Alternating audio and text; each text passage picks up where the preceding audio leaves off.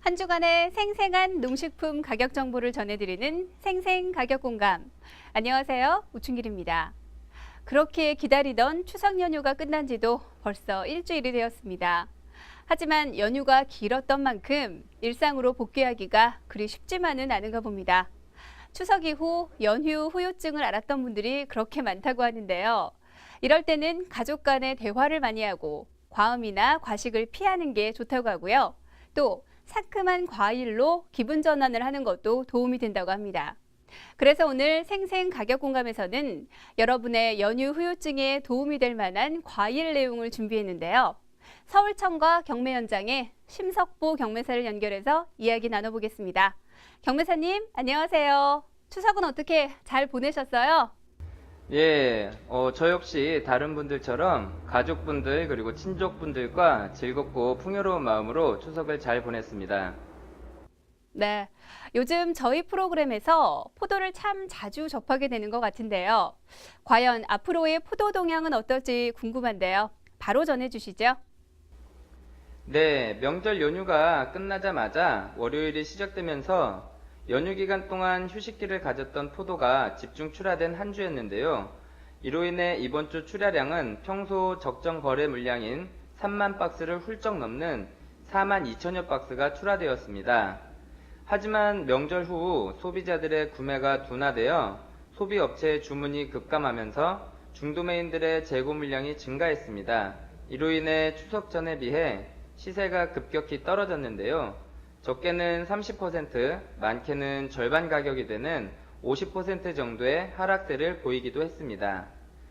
이러한 여파는 계속돼서 나날이 저희가 1만여 박스씩을 줄여 현재 2만여 박스를 거래하고 있지만 시세는 최저 수준을 면하지 못하고 있는 실정입니다.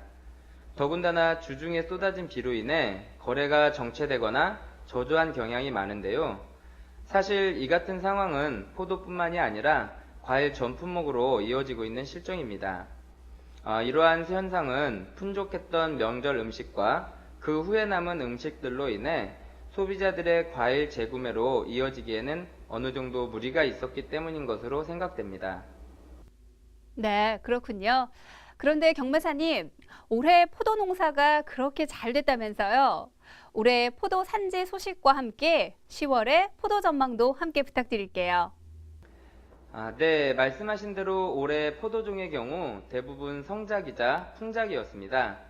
바라 및 개화 시기에 냉해 피해 일부를 제외하고는 전년에 비해 태풍이나 강우, 가뭄 등의 날씨로 인한 피해나 병충해로 인한 피해가 현저히 낮았습니다. 그리고 이로 인해 전년 대비 상품의 품위가 상승했고 동시기 대비 생산량 역시 증가세를 보였습니다. 현재 청포도 계통과 거봉종의 경우 수확 끝물에 접어들고 있고요. 캠벨 역시 수확 막바지에 접어들고 있습니다만 저장이 가능한 품종이다 보니까 시장의 시세 흐름에 따라서 차후 출하율은 유동적일 것으로 예상됩니다. 그리고 MBA 경우도 마찬가지로 한창 수확 중이긴 하지만 시세의 흐름에 따라 저장량이 좌우되기 때문에 현재의 저시세 상황을 고려할 때 예년보다 출하 기간이 길어질 것으로 전망됩니다.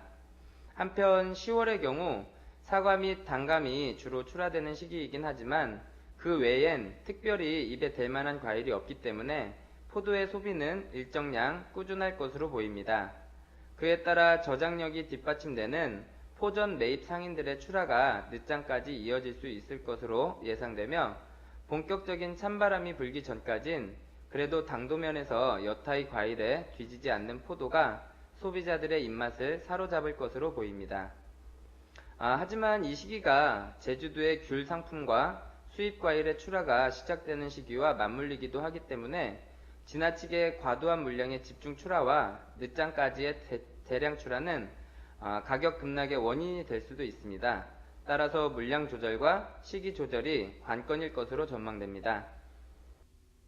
네, 그래도 찬바람이 불기 전까지는 달콤한 포도를 맛볼 수 있다니까 참 다행이란 생각이 듭니다. 포도 동향 잘 들었습니다.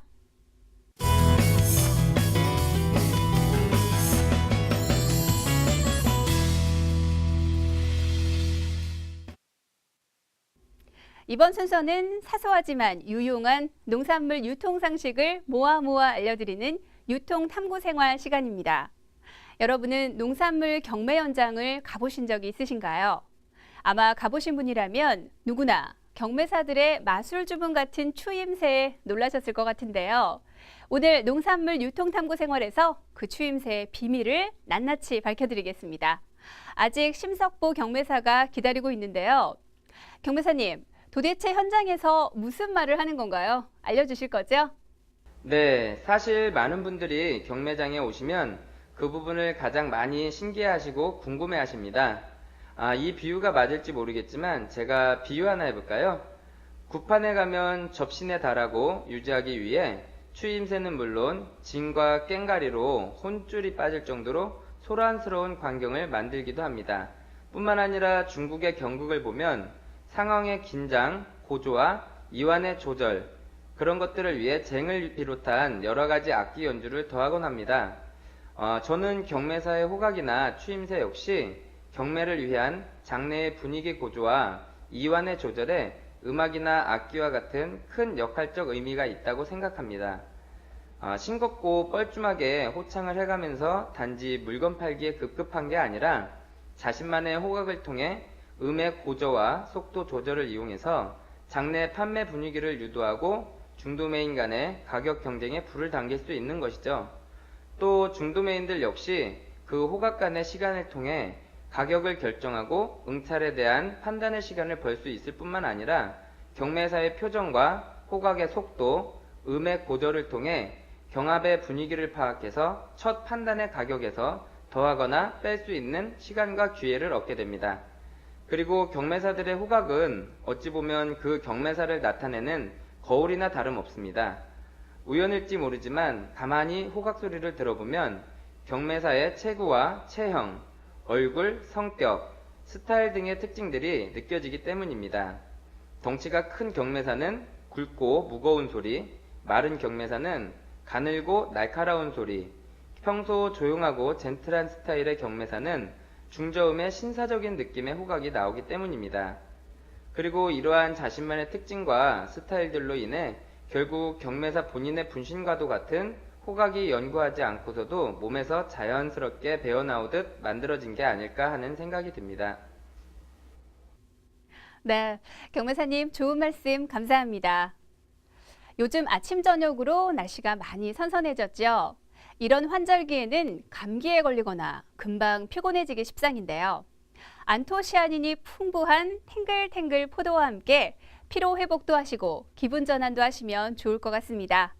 오늘도 공감해 주신 여러분 고맙습니다.